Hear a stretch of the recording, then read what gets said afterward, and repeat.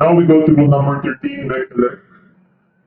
Basics. All electrical systems must follow the Philippine Electrical Code. All mechanical systems must follow the Philippine Mechanical Code.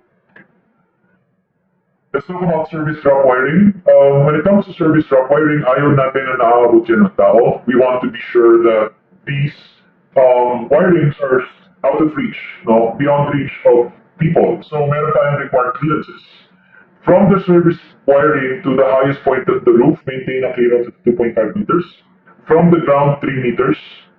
From windows and porches, horizontal yan. Ayaw natin na from your balcony, kaya mong abutin yung cabinet. 1 meter yan.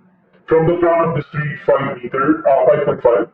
And no service drop wiring can pass above swimming pool. No conductor, no other wiring can pass above swimming pools for obvious reasons. That could be really dangerous.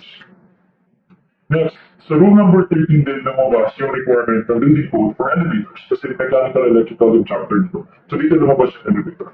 Ano ba yung requirements? Elevator requirements. Okay, tatlo lang. One, yung elevator pit, yung hukay sa ilalim ng bottom part ng hoist. Ang lalim niya dapat is at least 600 millimeters measured from the bottom of the car. Okay, at least 600 millimeters.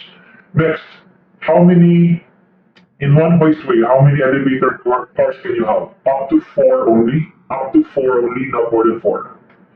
Finally, when do you need to provide an elevator? Ano ang buildings yung dapat bigyan ng elevator? Hindi masyadong comprehensive yung building code about this. Ang sinabi lang niya is, kapag yung building mo is residential and 5 stories siya or more, dapat meron na yung elevator. Again, residential, 5 stories or more. Dapat merong elevator. Okay.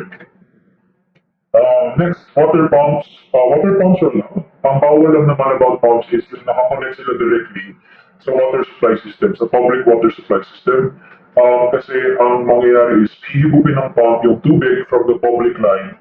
And so your neighbors will probably notice na medyo mahina yung tubig kasi hinihigot ng pump yung tubig.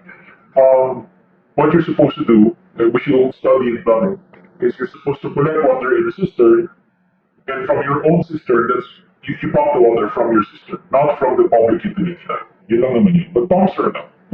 Basta you do it correctly.